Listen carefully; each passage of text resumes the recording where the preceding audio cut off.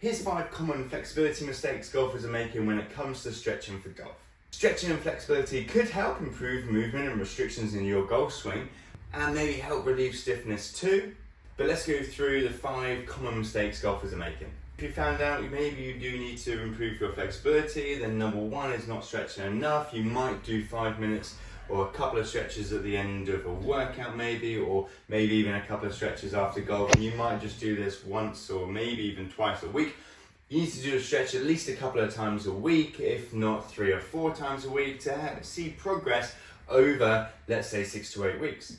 Next up is not holding the stretch for long enough or performing enough repetitions when it comes to dynamic stretching. Holding a stretch like this hamstring stretch here, we want to be at least 30 seconds. For some people you might need more, and we want to do 2 rounds. Really 30 seconds this side, then 30 seconds this side, then we need to do that twice. Holding at a mild discomfort, not painful, but also not hanging back out here where we're not feeling much at all. So mild discomfort, 30 seconds at least is a good starting point. People might go and count 1, 2, 3, 4, 5, 6, 7, 8, 9, 10. Oh, I'm a bit bored now. And that's the stretch. We're really not going to see much changes in the long term. You might feel better immediately just because you've done a 10-second stretch, but you're not going to see any improvements long term.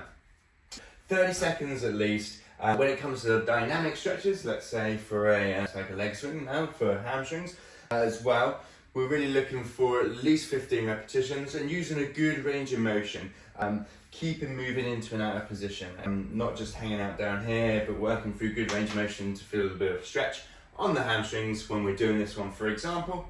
It needs to be at least about 15 reps, and that's 2 rounds as well. Number 3 is not performing the stretches consistently enough. As I just mentioned, we really need to be doing it at least a couple of times a week. That's 2 sets of hamstring, for example, 30 seconds at least, 2 or more times per week, and this needs to be for at least 6 to 8 weeks. Number 4 is not performing the right type of stretch. Now, to keep things simple, we're just going to look at static and dynamic stretching. There's many other different types as well.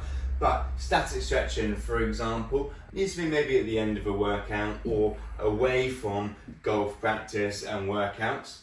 And then dynamic stretching would be performed maybe at the beginning, before, in a warm-up, before you work out or before you play golf.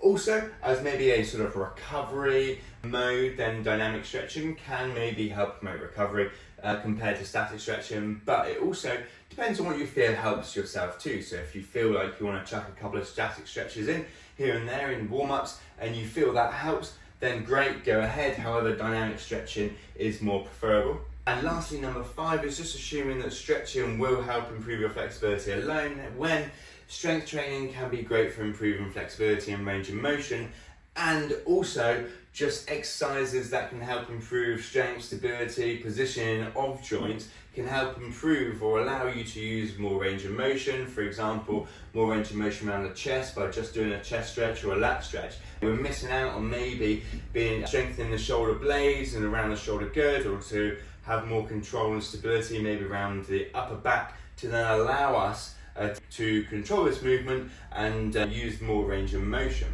But as always, this is swing dependent, and also if you feel like you are restricted in certain positions, it's worthwhile testing so you're not just guessing when it comes to your training.